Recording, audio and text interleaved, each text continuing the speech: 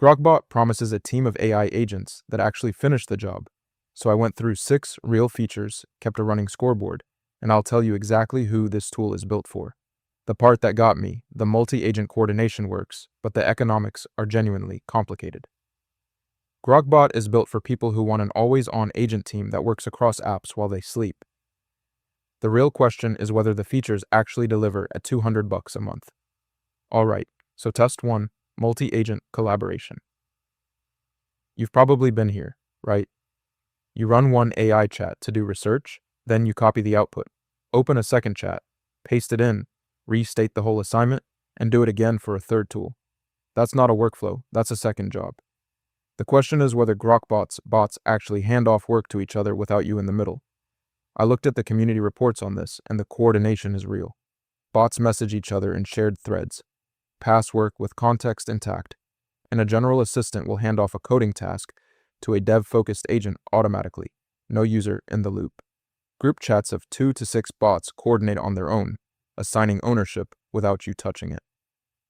That's genuinely different from anything I've seen in a single tool. Grok Bot takes test 1, and it's not subtle. The bot-to-bot handoffs work without you as the middleman, which is the whole point. If you need an answer in 60 seconds on whether this is a real feature or just marketing, it's real, and that puts Grok Bot up 1-0 on the scoreboard. I've burned real hours inside these agent tools figuring out exactly where they break, which is the only reason I can tell you that first result is as clean as it looks. Drop a comment if the copy-paste between AI chats grind has gotten you too. Okay, test 2. Cross-app automation, Gmail, Sheets, Calendar. So here's the objection a lot of people have, right? Every AI tool claims it connects to your apps, and then you spend an afternoon building the integration yourself anyway. Grokbot says its bots sign into your tools and move data end to end. The question is whether that actually holds across the apps you already use every day. Look at the connector list. Gmail, Calendar, Drive, Outlook, Teams, SharePoint, Salesforce, all covered. A hands-on reviewer got bots running across Gmail, Slack, Calendar, and LinkedIn in the same workflow, no manual stitching. XAI's own OpsBot processes invoices from Gmail and seats new hires automatically, though that one is vendor claimed, so I'd treat it as a floor, not a ceiling. One of the biggest problems I run into when using AI agents is turning their output into YouTube content I can actually use to market my product. That's why this video is sponsored by Subscriber, a tool that helps business owners connect their AI agents to YouTube and market their products without spending 10 hours every week creating content. You can connect Claude or ChatGPT directly to Subscriber. It then analyzes your business, website, and YouTube channel to help you create SEO-optimized video ideas, scripts, thumbnails, and even complete videos that actually match your brand. What I like most is that every week, Subscriber gives me a list of high-potential video ideas I can immediately execute, and it can even help edit videos for me, with or without my face, including videos like the one you're watching right now. It's easy to get started, and you can try Subscriber for free using the link in the description below. Now back to the video. Grokbot takes test 2, because the connector coverage is real and an independent reviewer confirmed it works end-to-end, not just on paper. That's Grokbot 2, nothing, and the cross-app glue work is the kind of thing that used to eat a whole afternoon. Now, test 3, browser control. The number that matters here is 0, as in 0 APIs. For a lot of the niche web apps, you actually need to automate. Most agents just stop when there's no connector, and you're back to clicking through the interface yourself. Grokbot says it drives the browser directly in those cases, running on a persistent cloud Linux machine with its own browser and file system. So the browser fallback works. Bots can operate almost any software by driving the browser when no connector exists, and each bot runs on a persistent cloud Linux machine with its own terminal and file system. The catch, and it's a real one, is that early access browser reliability is a known pain point. Bots can stall on complex web interactions, and that inconsistency is community reported, not a minor footnote. Browser reliability takes this test because the stalling in early access is a real problem, not a theoretical one. I expected the browser fallback to be the clear win for Grokbot, and the capability is genuinely there, but the consistency isn't yet, so the score moves to Grokbot 2-1. Okay, test 4, learning user communication style. You know the drill, right? You write a style guide, paste it into every new AI session, correct the same mistakes 3 times a week, and the tool still doesn't remember. Every new session is a blank slate. Grokbot claims its bots remember how you like things done and get sharper the more you work with them, with corrections that actually stick. I had to run this one twice because the evidence splits.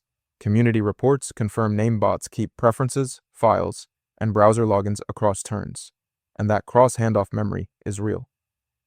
The style learning piece, where the bot drafts emails in your voice and sharpens over time, is vendor claimed with limited independent verification, so I'd call it promising, but take the gets smarter every day framing with some caution. Grok Bot takes test 4 because the cross handoff memory is community confirmed, and that alone solves the blank slate problem. If you need a quick call right now, the memory works. The style learning is real, but partly vendor sourced, and that puts the score at Grokbot 3-1. So Grokbot is ahead, but the 2 features still to come are the ones that actually decide whether the monthly price is a rational purchase or just an expensive experiment. End-to-end workflow completion is the one everyone's really asking about, and the approval workflow is the feature that tells you whether you can actually trust this thing with real work. Test 5, end-to-end workflow completion. The day your AI agent stalls because you close the app, you lose everything it was working on and start over. That's the actual failure mode. You hand off a multi-step task, walk away, come back an hour later, and the thing is just sitting there waiting for you to reopen it. Grokbot claims its bots run on a dedicated cloud instance and keep working 24/7, whether the app is open or not. Community reports confirm it. Background turns and scheduled routines keep running on the cloud instance after you close the app, and the bot only comes back when the work is done or it needs your approval on something. The part worth flagging is that XAI claims bots finish jobs end to end, but I couldn't find a published one-shot success rate or benchmark to put a number on that, so the 24/7 execution is verified, but the completion rate is an open question. Grokbot takes test 5 because the 24/7 cloud execution is community confirmed, and surviving an app closes a real, practical win, even without a published success rate. That's Grokbot 4-1, and if you need a fast answer on whether the always-on piece is real, it is. Alright, test 6, last one.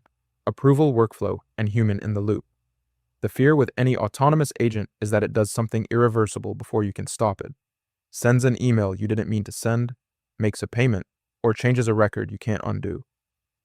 So the question here is whether Grokbot's approval system is actually granular enough to give you control without making you babysit every single step. The approval system is genuinely well designed. You get allow once, deny, and always allow options that save a matching rule so you don't approve the same action twice. Auto review evaluates tool calls before they run, and for anything sensitive, passwords, two-factor auth, payments, the bot hands controlled directly to you. The honest caveat is that approval doesn't reverse work already done, so it's a safety net, not an undo button. Grokbot takes test 6 because the granular allow, deny, auto review system gives you real control without constant babysitting, and the sensitive step handoff for payments and 2FA is a thoughtful design. That's 5 out of 6 features working well for Grokbot, 1 against, and the final score is Grokbot 5-1. Grokbot is the clear pick when you have a real volume of multi-step work across apps. The bot-to-bot coordination is autonomous, no user in the loop. The 24/7 cloud execution means jobs keep running after you close the app. And the approval controls, granular allow, deny, auto review, plus sensitive step handoff, give you actual oversight without micromanaging every action. Where Grokbot falls short is pretty specific. Browser reliability in early access is a real problem. Bots can stall on complex web interactions, and that's not a small edge case if your workflow depends on it. Token consumption is prohibitively high with no model picker to route cheaper tasks to a lighter model. And at $200 a month with no Linux desktop app, it's a hard sell if your work is light or creative. If you have a high volume of multi-step work across apps, and you want an agent team running 24/7 while you sleep, Grokbot at $200 a month is worth it. If your work is light, creative, or you're on Linux, the economics don't work yet, and you're better off waiting for the pricing to settle. One thing that didn't come up in any of the 6 features, Grokbot has no model picker, so every task, whether it's a simple calendar update or a complex multi-bot workflow, burns tokens at the same rate with no way to route lighter work to a cheaper model. On a high-volume plan that adds up fast, and XAI hasn't published what the weekly usage allowance actually is. If you're thinking about running models locally instead of paying a monthly cloud agent bill, the next video to watch is the Alama tutorial, full local AI setup. It covers the whole setup from scratch, and a lot of people find it changes how they think about what they actually need from a paid tool.